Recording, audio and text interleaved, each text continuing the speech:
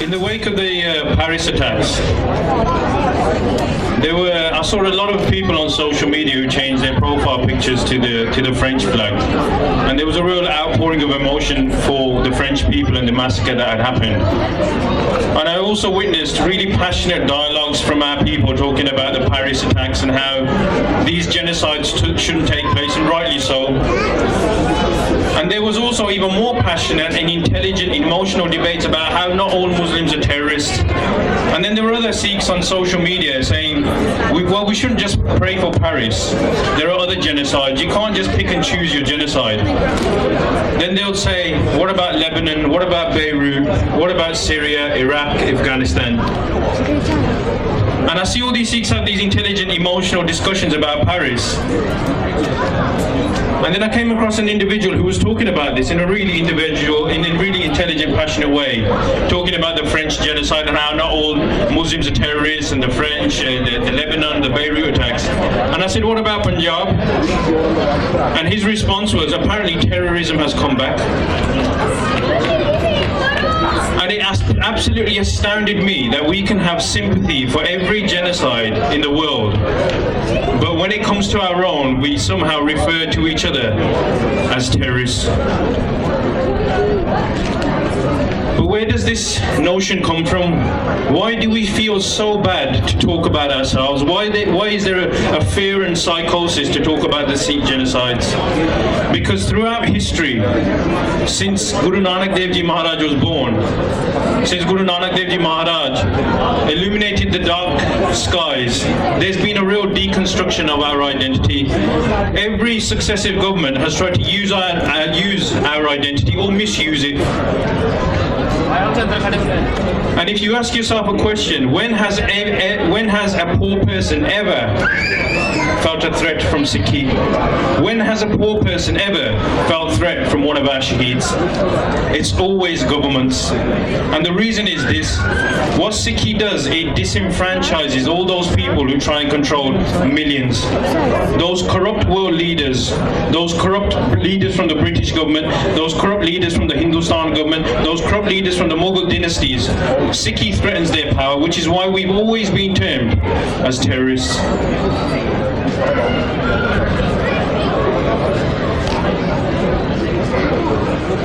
But what really is a Sikh terrorist? Even a couple of weeks ago, the Indian establishment landed on British soil and gave a dossier to David Cameron and talked about British Sikh extremism, how Sikh youths in the UK are radicalising the community, how Sikh youths are somehow promoting terrorism back home in Punjab. But what really is a Sikh terrorist? If you look at the basic tenets of Sikhi, because there are certain religions in this world that you can misconstrue their texts. There are certain texts in this world that call for jihad, that call for conquering different people. What does Sikhi call for? We're celebrating Guru Nanak Dev Ji's Gurpurab today. What are Guru Nanak Dev Ji Maharaj's basic tenets? Where is the terrorism in this? If you do have a Sikh who is taking Sikhi principles to an absolute extreme, to an absolute fundamental level, then are they feeding the world as extremists? Are they fundamentally and overzealously seeing the world as one? We are feeding the world. We have organizations across the world that are feeding the poor in their community, but we are labeled as terrorists. And there's a real concerted effort.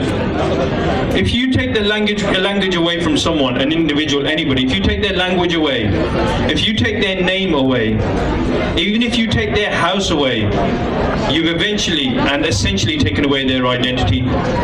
So you take someone's name, their language and their house, and you take their identity. But if then you tell them that their behavior is completely unacceptable, you've completely destroyed that person.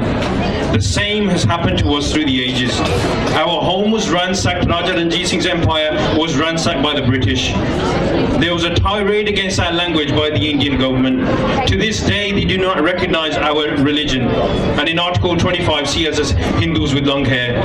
They are eroding our values by swamping our Punjab with drugs and female feticide. And they've taken our humanity away during the genocides of 1984. There's a real concern concerted effort to take away everything that Guru Nanak Dev Ji Maharaj stood for.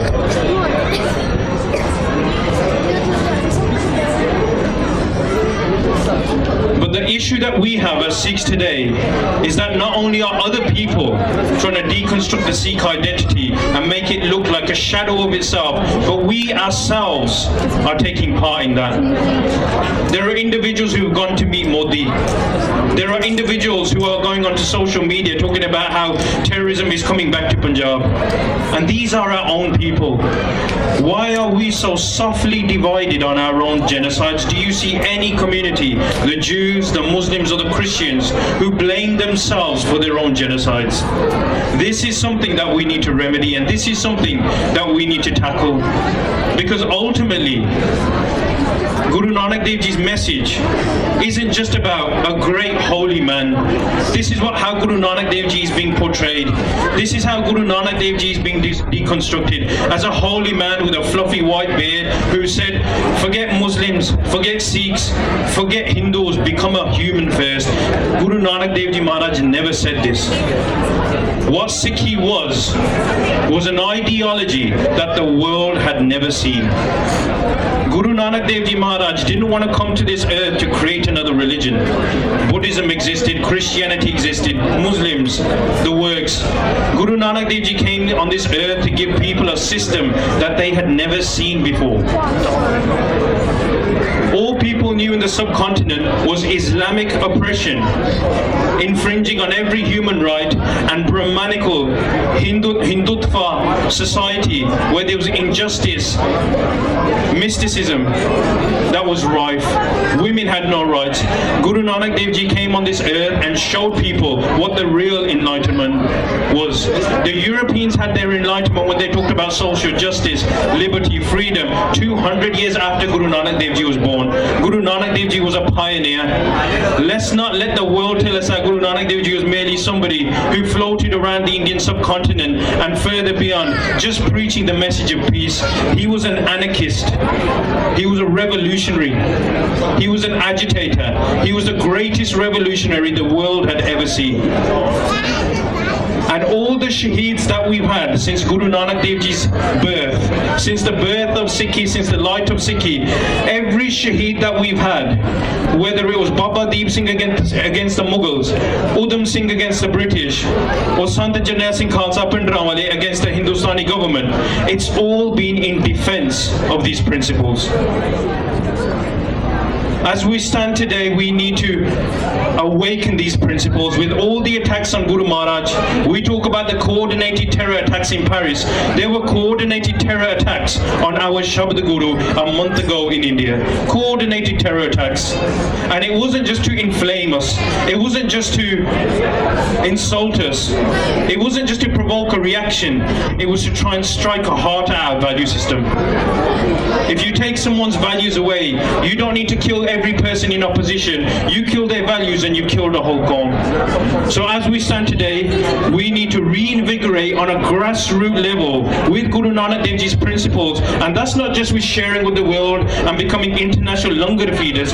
It's about standing as an army. It's about standing as stormtroopers of Guru Nanak Dev Ji and Guru Gobind Singh Ji, and not just delivering justice, not just delivering justice to the poor and the disenfranchised, but to help your own, and not to feel bad about helping your own.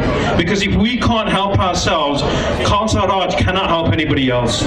Waheguru Ji Ka Khalsa, Waheguru Ji Ki Fateh. Bole Soneha.